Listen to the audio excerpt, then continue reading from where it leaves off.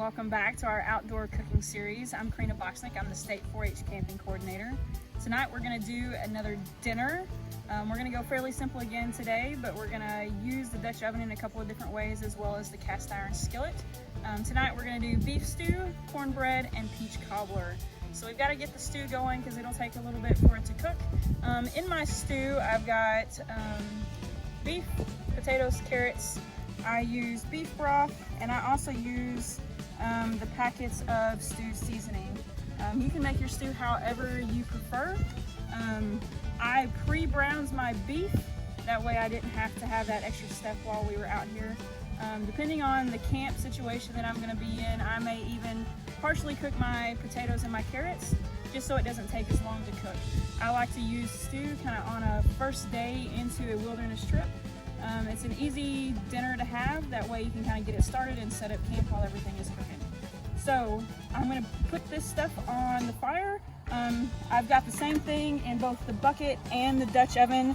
I'm going to hang the bucket and I'm going to put the Dutch oven kind of on some coals and some fire. That way you can see how the rack is used, but also that you don't have to have a rack. And if you do have a rack and you want to hang your Dutch oven, you can absolutely do that as well. I'm going to get my glove because my fire is pretty hot. Bucket, I'm going to hang on one of these hooks on this rack. I'm going to slide it over here to the heat. In this Dutch oven, I already pulled out a few coals, but it is primarily going to use the heat from the fire. So make sure, especially on this oven, that you check on it periodically and rotate it, because all of your heat is going to be on one side and you don't want that side to burn while the other side doesn't cook. Our stew has been cooking. I have turned that Dutch oven several times, kind of moved it on and off the heat based on whether my liquids were boiling or not and what I felt like needed to be done. Because we don't have any coals on top of that Dutch oven, I didn't worry about turning the lid, so I would just turn it half a turn at a time so it would cook evenly on both sides. So we're fixing to get started on our peach cobbler. This is just a real simple peach cobbler recipe. It uses just sliced peaches. I've got 2 cans in my small Dutch oven, and I like to use this cinnamon swirl cake mix, whether it's gluten-free or not. And the reason I like to use this one versus another cake mix is that it has a separate packet in here for the seasoning that goes on top to make the extra crust and make it sweet. It's got cinnamon and sugar and that kind of thing in that packet already, and I don't have to worry about bringing that separate. So what I'm going to do is I'm just going to kind of sprinkle the cake mix part over my peaches. Get this out of the way. And I'm just going to ignore what the package says as far as cooking this as a cake.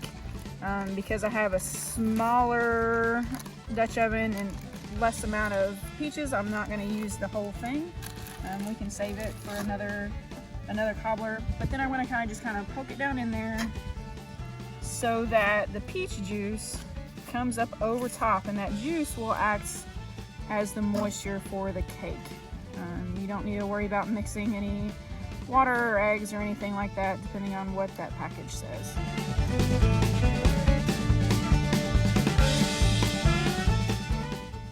Like I said, it's just a basic cobbler recipe. If you have one of your own that you want to try, go for it.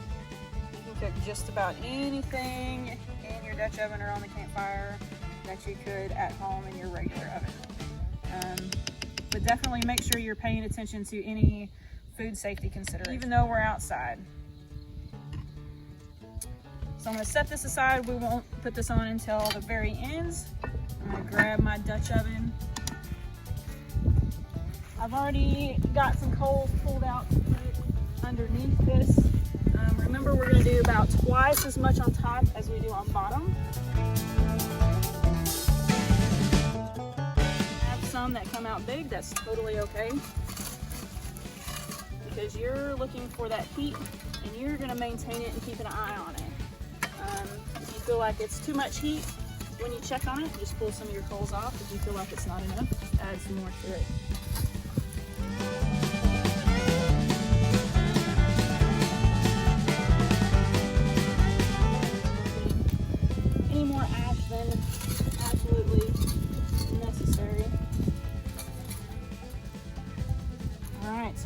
that there. We're gonna let it cook. I'm gonna check on it periodically. And every time I check on it, I'm probably gonna turn the whole Dutch oven a half a turn one way, but also turn the lid a half a turn as well.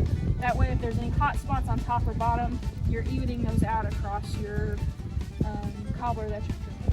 I'm also gonna get my cast iron skillet because we are gonna cook cornbread, and I need to preheat this. And I don't have the cast iron skillet lid. This is a Dutch oven lid. Notice it's got the lip because I'm gonna need the coals on top. So I brought a Dutch oven lid so that I can add coals on top after I get my cornbread going. So I'm just gonna set this whole thing over here on this grate. I am gonna keep an eye on it. I'm gonna add some butter to it here in a little bit after it heats up to melt the butter so it's got a nice non-stick coating on it before I dump the cornbread in there.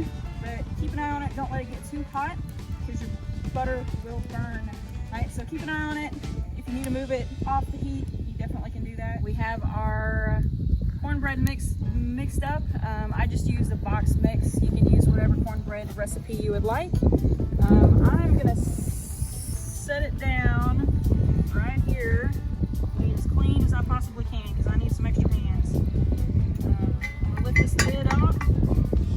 Our skillet has been preheating. Stir some butter around.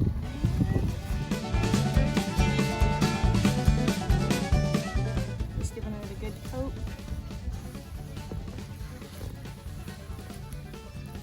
Alright, I'm gonna hang my lid up here.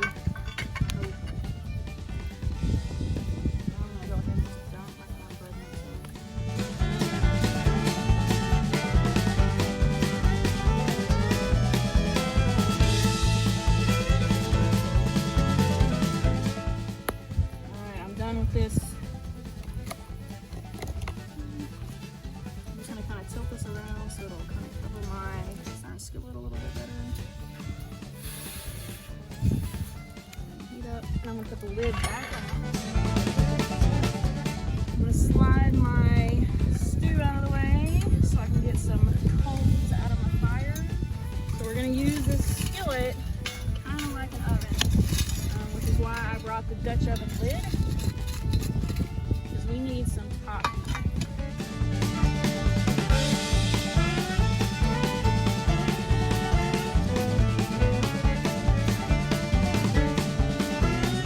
We've got some heat going on that skillet.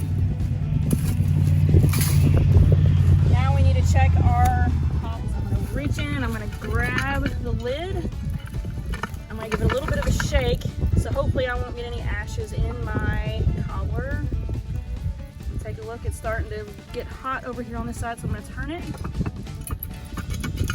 And what I'm going to do is I'm going to do about a half a turn on the bottom. And then without lifting the lid, I do just a half turn with the lid. That way it'll move that heat around on the top as well as the bottom.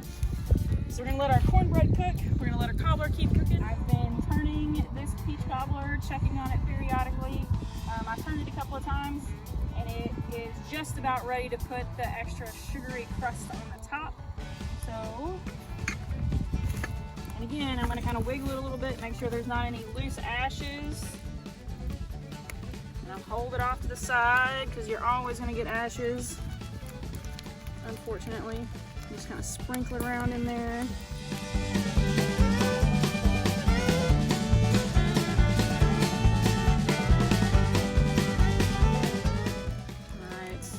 Lid back on, and I'll come back and spread that out in just a little bit. We also need to check on our cornbread. So we're going to do the same thing with this lid.